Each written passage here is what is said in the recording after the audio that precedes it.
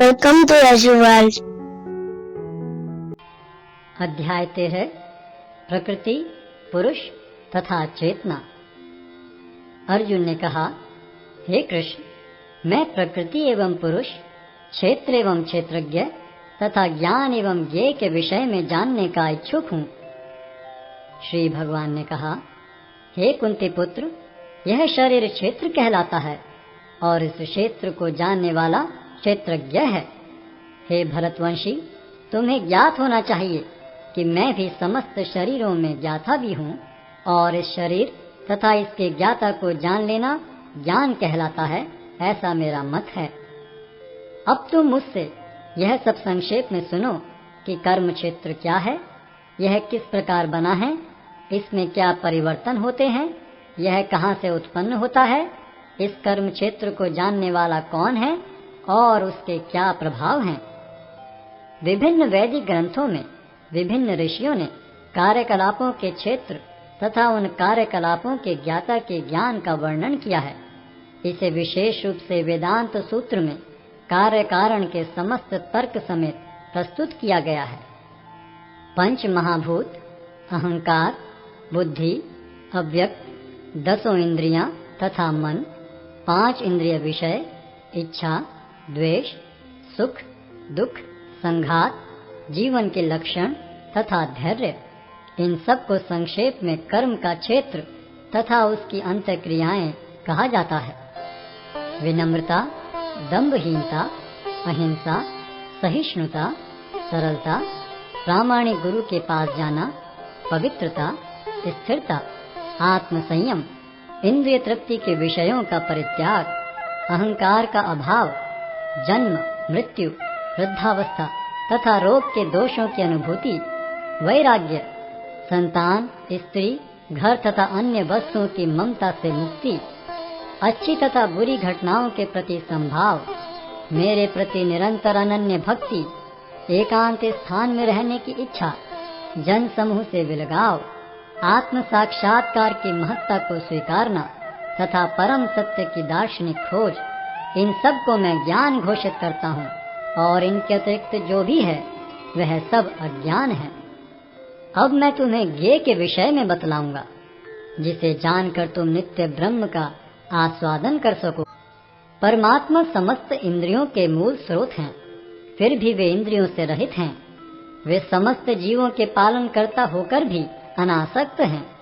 वे प्रकृति के गुणों से परे हैं, फिर भी वे भौतिक प्रकृति के समस्त गुणों के स्वामी हैं। परम सत्य जड़ तथा जंगम समस्त जीवों के बाहर तथा भीतर स्थित हैं। सूक्ष्म होने के कारण वे भौतिक इंद्रियों के द्वारा जानने या देखने से परे हैं। यद्यपि वे अत्यंत दूर रहते हैं, किंतु हम सबों के निकट भी हैं। यद्यपि परमात्मा समस्त जीवों के मध्य विभाजित प्रतीत होता है, लेकिन वह कभी भी विभाजित नहीं है। वह एक रूप में स्थित है। यद्यपि वह प्रत्येक जीव का पालन करता है, लेकिन यह समझना चाहिए कि वह सबों का संहार करता है और सबों को जन्म देता है। वे समस्त प्रकाशमान वस्तुओं के प्रकाश स्रोत हैं। वे भौतिक अंधकार से परे हैं और अगोचर हैं। वे ज्ञान हैं, ज्ञेय हैं और ज्ञान के लक्ष्य हैं। वे सबके हृदय में स्थित हैं। इस प्रकार मैंने कर्म क्षेत्र, ज्ञान तथा ज्ञेय का संक्षेप में वर्णन किया है। इसे केवल मेरे भक्त ही पूरी तरह समझ सकते हैं और इस तरह मेरे स्वभाव को प्राप्त होते हैं। प्रकृति तथा जीवों को अनादि समझना चाहिए। उनके विकार तथा गुण प्रकृति जन्य हैं। प्रकृति समस्त भौतिक कारणों तथा कार्यों की हेतु कही जाती है और जीव इस संसार में विविध सुख दुख के भोग का कारण कहा जाता है। इस प्रकार जीव प्रकृति के तीनों गुणों का भोग करता हुआ प्रकृति में ही जीवन बिताता है। यह उस प्रकृति के साथ उसकी संगति के कारण है। इस तरह उसे उत्तम तथा अधम योनियां मिलती रहती हैं। तो भी इस शरीर में एक अन्य दिव्य भोक्ता है जो ईश्वर है, परम स्वामी है और साक्षी तथा अनुमति देने वाले के रूप में विद्यमान है और जो परमात्मा कहलाता है। जो व्यक्ति प्रकृति, जीव तथा प्रकृति के गुणों की अंतःक्रिया से संबंधित इस विचारधारा को समझ लेता है, उसे मुक्ति की प्राप्ति सुनिश्चित है। उसकी वर्तमान स्थिति चाहे जैसी हो, यहाँ पर उसका पुनर्जन्म नहीं होगा।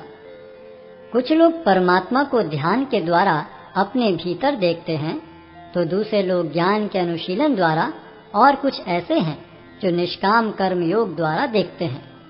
ऐसे भी लोग हैं जो यद्यपि आध्यात्मिक ज्ञान से अवगत नहीं होते, पर अन्यों से परम पुरुष के विषय में सुनकर उनकी पूजा करने लगते हैं। ये लोग भी प्रामाणिक पुरुषों से श्रवण करने की मनोवृत्ति होने के कारण जन्म तथा मृत्यु के पथ को पार कर जाते हैं। हे भरतवंशियों में श्रेष्ठ, यह जान लो कि चर तथा अचर जो भी तुम्हें अस्तित्व में दिख रहा है, वह कर्म क्षेत्र तथा क्षेत्र के ज्ञाता का संयोग मात्र है। जो परमात्मा को समस्त शरीरों में आत्मा के साथ देखता है, और जो यह समझता है कि इस नश्वर शरीर के भीतर न तो आत्मा न ही परमात्मा कभी भी विनष्ट होता है, वही वास्तव में देखता है। जो व्यक्ति परमात्मा को सर्वत्र तथा प्रत्येक जीव में समान रूप से वर्तमान देखता है, वह अपने मन के द्वारा अपने आप को भ्रष्ट नहीं करता। इस प्रकार वह दिव्य गंतव्य को प्राप्त करता है।